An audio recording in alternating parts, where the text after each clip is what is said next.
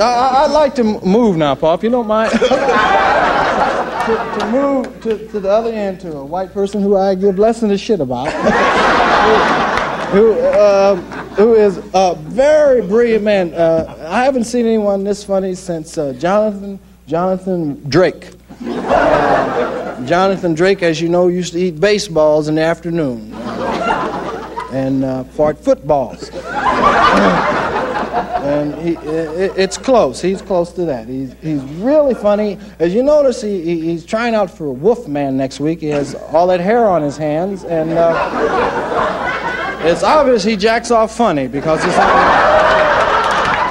on the outside of his hands.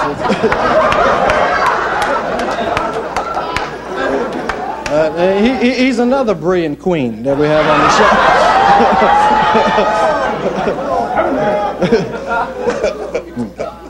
And his closet is the Hollywood Bowl.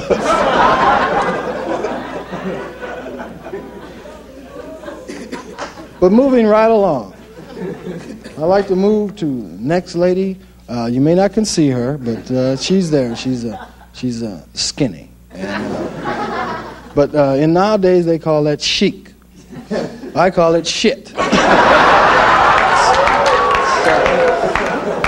It's that. Thank you, and back to you wherever you want it. It's just been so great working with her because she comes up with great ideas. She's a lady that has ideas. She inspires the whole crew. It costs a lot, but we pay for it. What the hell? It's not funny, but it's good. Next to her is a dear friend of mine. I did know Jimmy in New York. We were stealing hubcaps together. And he was really funny. He was on heroin then.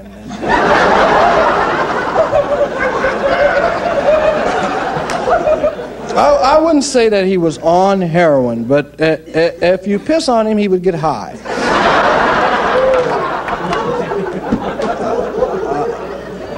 I don't know if that's the same. I just have a feeling it's not the same thing. It's just great, Jimmy, seeing you alive. That's the thing. Sitting next to him is a fat, ugly person.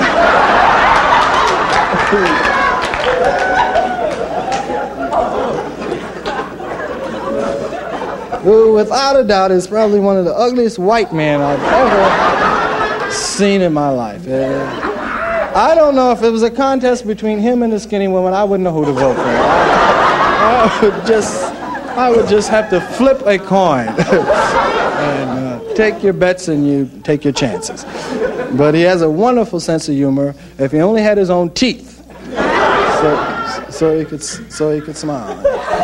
He has a wedding band on, but Mrs. Hippo isn't here tonight.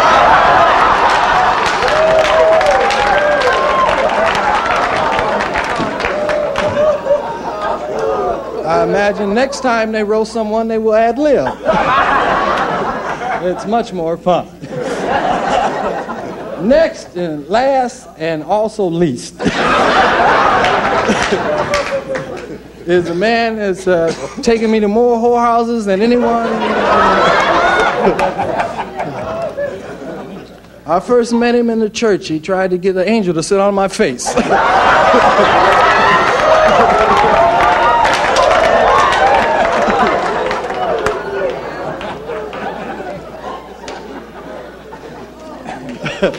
He's a dear friend of mine. He has a Rolls Royce. You can see it outside. It's many colors. It looks like a rainbow. Blue, orange, green, and yellow, and purple. And it's very good, and it costs him an awful lot of money. His wife has to work hard to pay for them. He used to be an athlete. I believe he was, you were in the gym, weren't you? Used to do push-ups over Wilt Chamberlain.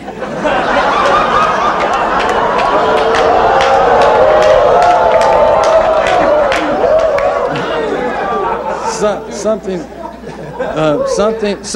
No, he's not gay, although he rides side saddle. But we've been friends a long time. I have no reason to tell you why, but That's the way it is when you're black. You must have a nigga to be your friend. So he's the biggest nigga I know, and I chose him to be my friend. And it's just great. You dress really wonderful, Reverend. A little perspiration, or is that massingills running out of your hair?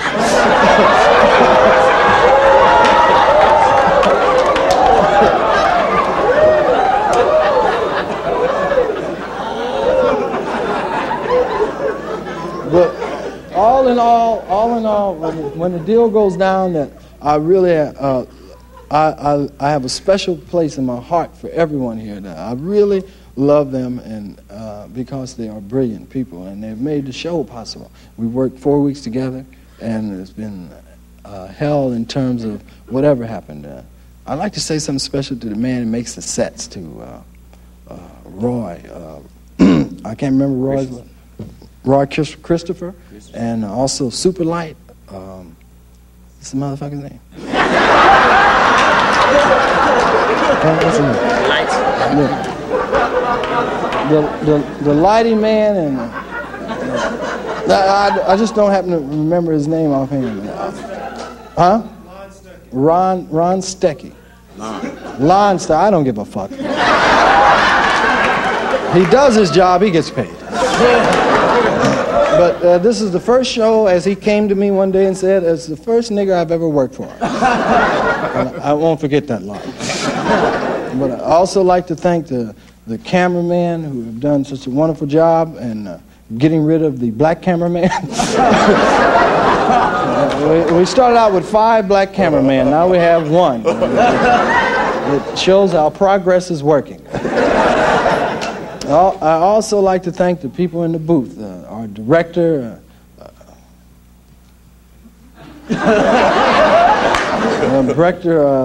John Moffat, has a name like a puppet. He's a wonderful neurotic person who's going to die soon. And we keep him on because he has terminal guilt.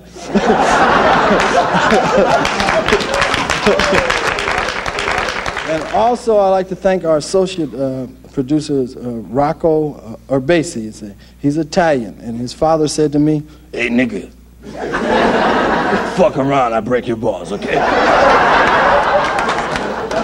And that's why Rocco's been on the show so long, and I love him dearly.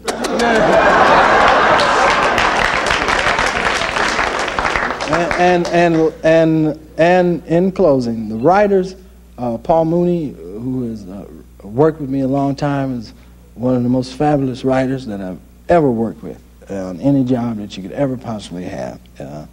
We worked together a long time, and he's helped pull the show together and organize things and really kept it going, along with my dear friend David Banks, who is a person who can't write shit, but but he's just a funny motherfucker. Just says no right. And the other writers, from Scammers and from Scribbles, Bob Crimmins, Jeffrey, and Booker, Miss Booker Bradshaw, Jeremy, who else, man? Arthur Brady Bunch Sellers. Arthur Brady Bunch Sellers. I really wish I had their names really good because I haven't met them yet. Look at the credits. They look at the credits tonight. They've been in a little room. They don't speak to black people. They just they write Bob Hope stuff, and Paul and David interpret it for me. And I think most of all, I'd like to thank all people for really enjoying me and making all this possible for me. It wouldn't be possible if it wasn't for y'all. And I thank you very much.